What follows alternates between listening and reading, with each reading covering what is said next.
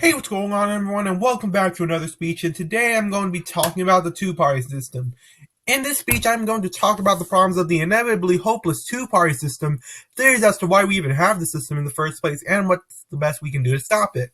Ever since the 2016 presidential elections, I've always supported third parties and independents in running for office.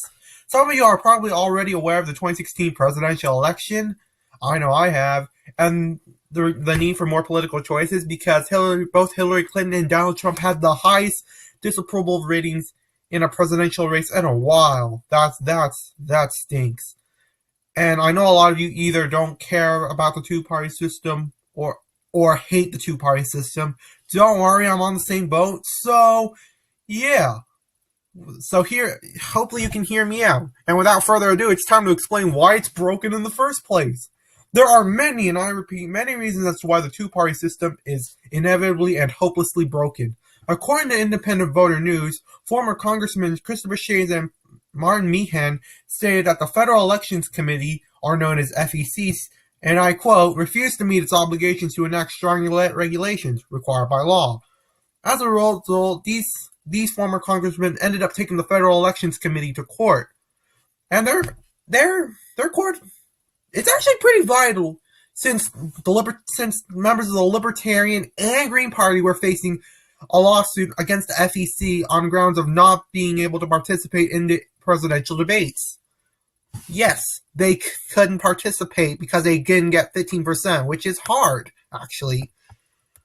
The FEC is responsible for the Commission's presidential debates, as I said before, and the Commission is supposed to be bipartisan, but regulations require the Commission to be nonpartisan. The difference between bipartisan and nonpartisan is bipartisans tend to only focus on two sides. Nonpartisan, it depends on all. It can be more than two. The site also states that independent voters are 44% of the country refuse to identify themselves as party loyalists.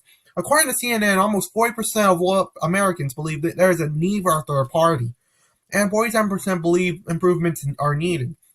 The site also states that independents are the most likely to believe that the two-party system is broken at 61%.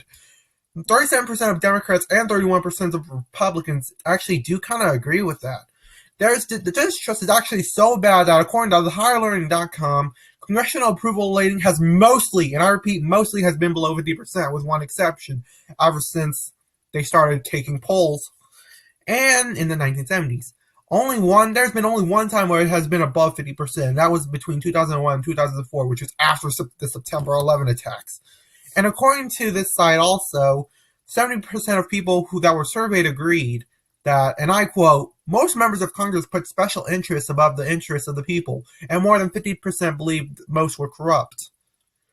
But when asked about their own representatives, only 47% believed their own congressmen were only focused on special interests, and only 32% believed that their own congressman was actually corrupt. And now that I've shown you how bad the system is, it's time, and I've explained to you why we have the system, it's time to explain why. Okay, actually, my bad. Now it's time to explain why we even have the system. There are many theories as to why the United States still has a two-party system. The most popular reason, by far, is that our election system encourages a two-party system. In the United States, one representative represents a district, and voters get to vote who that person will be, and the person with the most votes win.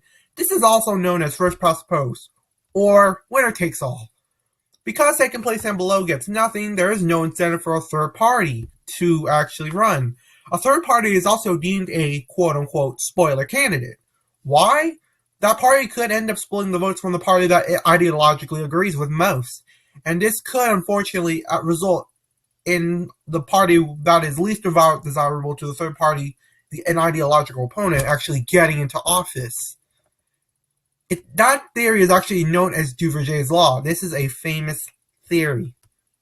And according to thehigherlearning.com, gerrymandering, the practice of drawing districts in favor of a party, are also impacting the way we vote. According to the Washington Post, state legislatures are responsible for drawing our districts. For example, Maryland's districts are drawn by Democrats, while my home state of North Carolina's districts are drawn by Republicans.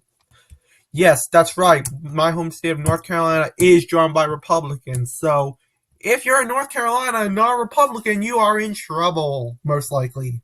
That explains why the districts such as these look weird. Like, seriously, look at them. One of them looks like they have road. I even made a video about this on my YouTube channel, so if you guys can check it out, I'll probably put in the link in the description. So, yeah. Furthermore, both parties are willing to do whatever it takes to stop third-party independent candidates from spoiling the vote.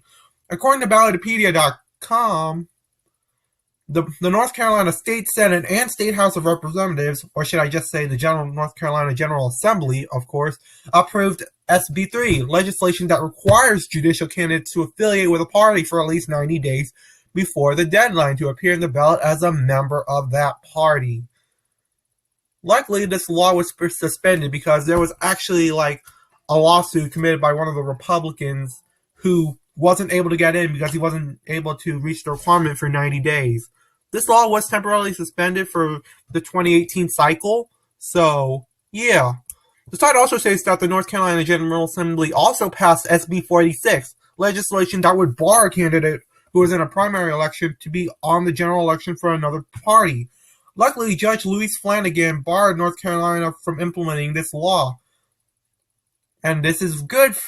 Oh yeah, and there was like a lawsuit that was committed, and the plaintiffs were members of the Constitution Party. And I'm glad they won because this is not fair. This is kind of sort of like a sore loser law, and some states are already implementing it, and it's not a good thing. Because if you are barred from not running as a member of a certain party, you're barred from running, period. So that's not ideal, especially if you want to represent the people. So yeah. The site also says that Governor Roy Cooper attempted to veto a bill, SB 656, which would lower the requirements for candidates running for office. Governor Roy Cooper is actually a Democrat. So, and the North Carolina General Assembly that passed the bills at the time were actually Republicans. So, yeah, that's why I put these there, because to show instances of partisanship. Now that I've explained some of the problems about the system, it's time to explain some actual solutions. There are solutions that must be implemented if we are going to have a chance to vote for someone who actually represents us. Let's not rely on our congressmen. You know they're not going to we can't rely on them. They're only going to act so defensive only on their own party. They're going to avoid accountability and responsibility. So the first solution that should be implemented would be with proportional representation. According to the Federals, changing electoral laws for each state would cause 4 specific changes. More parties would end up forming, and parties that would normally struggle to get more seats. That's because people are not as concerned about the spoiler vote. More choices mean more people will be represented. That's just how representation works. The more choices you have, the more people are going to be happy. Just like when there's more ice cream, more candy, all that good stuff. Politics can be handled more honestly, meaning if one person decides to attack someone else, that does not automatically mean they support that candidate. It just means that this certain candidate is bad and they can look for other options. And there is no need for celebrities like Donald Trump. And according to the Washington Post, another solution that could be done is to just let computers draw the districts for us. Because last time I checked, they don't tend to be partisan. And there are some examples to show that they've shown as to why this is better. The site also states that some states are already using independent commissions to draw the boundaries, and more states need to do this. According to the Higher Learning, people between the ages of 18 to 34 are the least likely to vote. They're also most likely to change the vote, so convincing more of them should be important. According to fairvote.org, ranked choice voting will help keep fair elections. In this system, you are allowed to vote for more than one candidate. Voters are allowed to rank in how many candidates they want, which prevents the spoiler vote. And, there are many types of ranked choice voting, such as instant runoff voting and single transferable vote. These systems are already being used across the country, and the benefits from ranked choice voting systems, such as promoting majority support and increased participation, explain why they're so popular. Now it's time to conclude the speech. I've shown you the problems of the two-party system, theories of why it exists, and what can be done to stop it. Consider doing some research and potentially participate in the harsh political world if you want to make some change. And with your help, we can smack the two-party system out of existence. Anyways, guys, hopefully I'll see you guys later.